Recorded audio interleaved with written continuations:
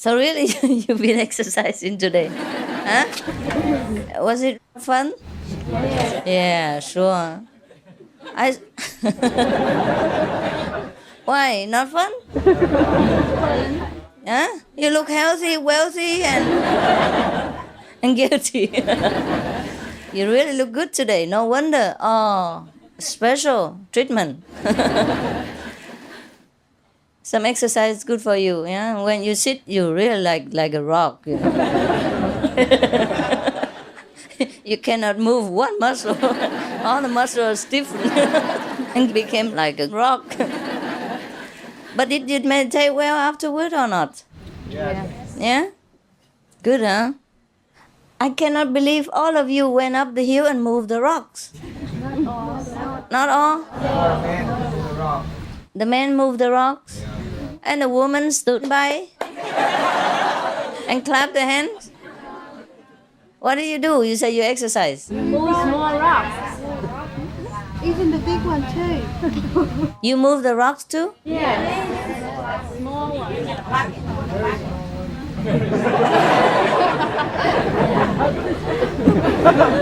What? You arrange them, right?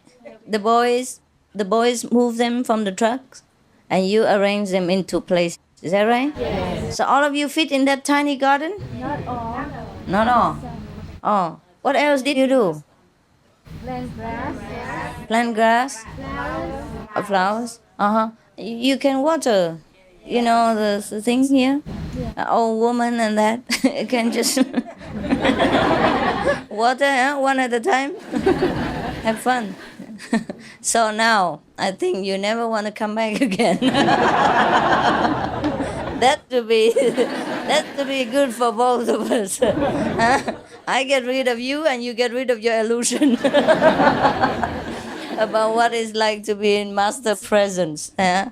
Well, you have to be master of everything, Master of physics, master of art, and master of your own mind. Yeah? So here is a training center. If you want to come back, we train again. There's so many aspects you have not been trained yet. Huh? So don't have an illusion that a practitioner will sit in the lotus position like this and then recite mantra all day long. Om or mu, whatever. We are a working group, yeah? We meditate, but we work, see? We use both physical and spiritual strength to beautify our life and to beautify wherever we go, whether it's hell, whether it's earth, whether it's heaven. We make all into heaven. That is our job. That's the way we have to be. I think that's the way of a saint. Yeah? There's no other saint. Because a saint who is useless is a useless saint. Wow, you took all my storeroom. Only I say only a few people. All right. That is mine, that's mine, that belongs to them. Anyhow, all things belong to you. I'll give here the basket. Those who leave tomorrow, come here. Yeah, put it here, up here. Okay. Come here and take some symbolic gift.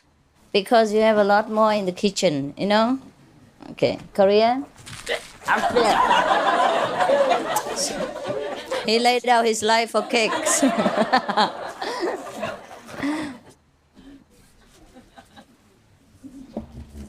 great sacrifice.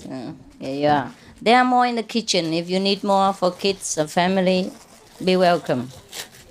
Take some. Yeah. My hands are very small. God made it on purpose. Because He knows I have too many disciples. So if my hands are big, I'm done.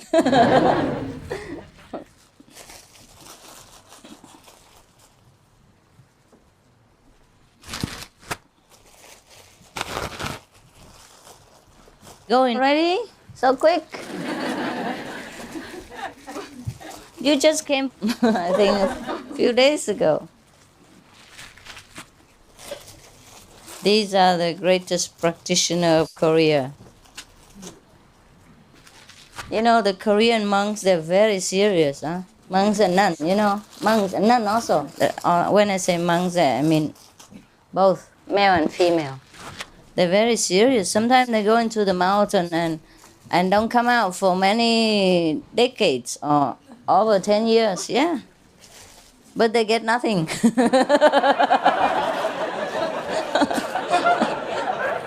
Only rocks and roll. And rolling in the rocks until they met the so-called Supreme Master Ching Hai, and then they don't need to stay there, but they get everything.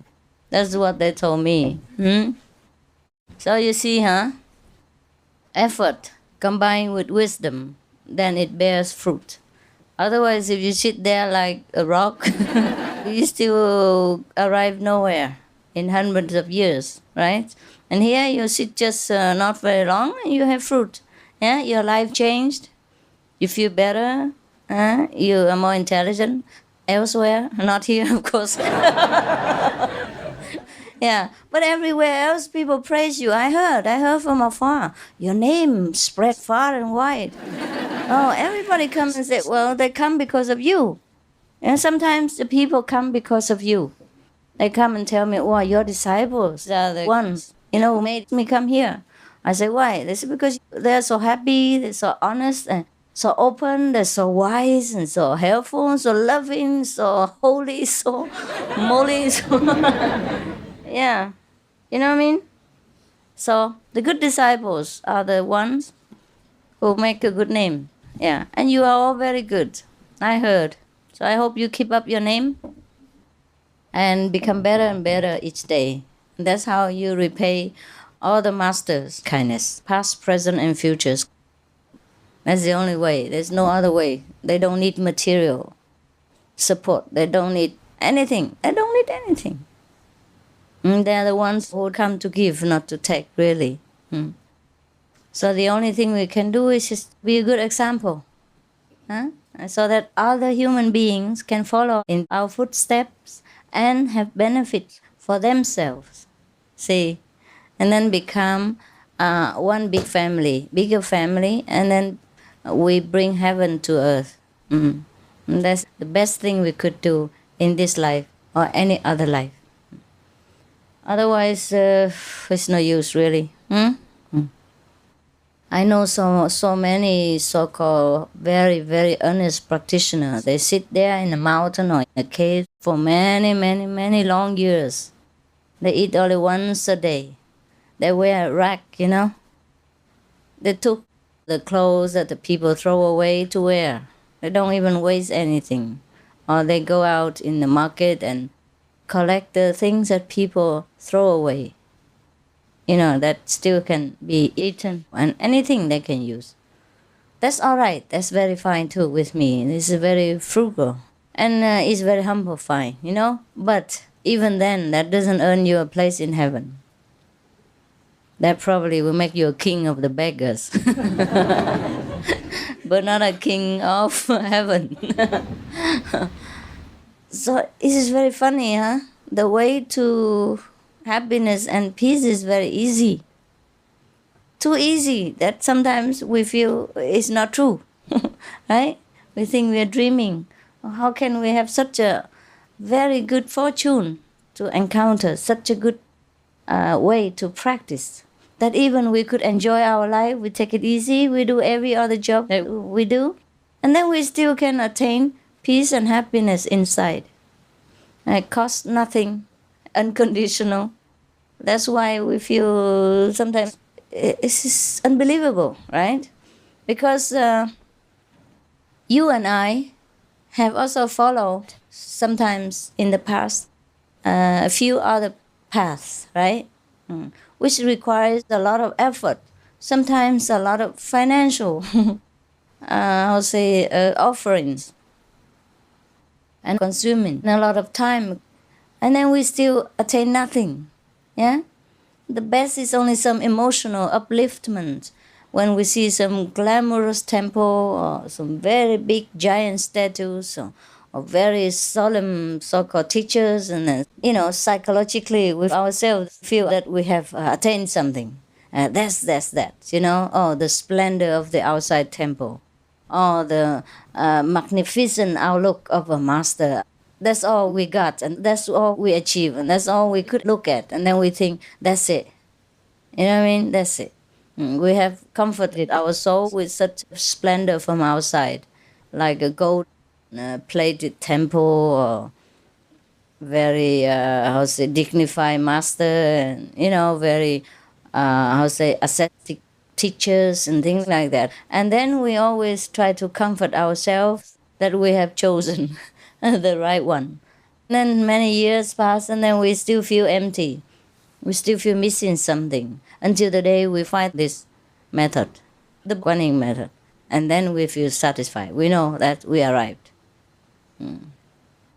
For other people who cannot continue to practice, perhaps that's all they want this life, just a short time, and they have to come back again.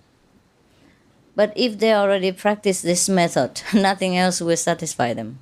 It doesn't matter how they look or how much they try, they will have to come back to the to this method again. Because this is the only way that satisfies our soul, our true self. The other methods are like toys for the children. When we are not really grown up, we probably be satisfied with those for a short time, but then no more. Okay, so I see you around tomorrow. Okay, tomorrow I will cook up some games. If there's no more rocks, I'll find some other thing for you to do. Well, you look happy anyway. It doesn't do you any harm, no? It looks like it did you some good, huh? Wow, you work, but I feel so tired. No wonder. I nearly dropped dead, on the sofa upstairs. But I said I have to come down and see you anyhow before you leave, some of you. Because I know it doesn't matter how many times you see me, it's never enough. So at least I show my best effort that you saw me when you came and you see me when you leave. So at least you know that's all I can do, and I've done all possible to comfort you. That's all. Doesn't mean that you have enough. I know that. If I ask you, you say no. For sure. But at least you know that I have tried my best, yeah? And I spend all the possible time with you.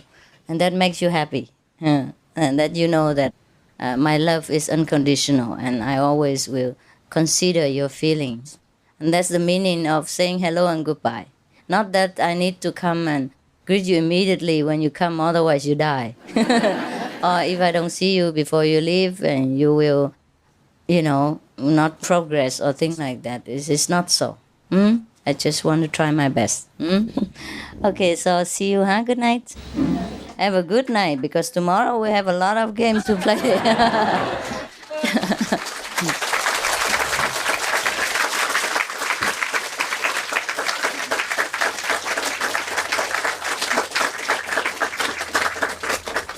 I was worried that many people would come and we would not have enough places. So I told Tong to check whether you have enough places to camp. But you have enough, huh? It's funny, there's still a lot of space around. Like magic here, Like the land keeps expanding. Because looks very small, that piece of land, no? Over 400 people. Can you believe it?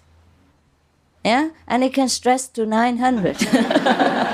But I don't hope the population swells so much and so fast. Anyhow, I think no problem. Even if I stay here longer, if you stay or you come, I don't feel disturbed at all by your presence. I just feel happy that you can come and that I can have time for you. It's not like a rush into your country, because always a lot of people when I go to your places. And you never have time, really, to relax with me. Is that not so? Or to rocks and things. Okay. So enjoy, continue. Enjoy, yeah? And those who leave, remember, take me with you. Okay. Good night.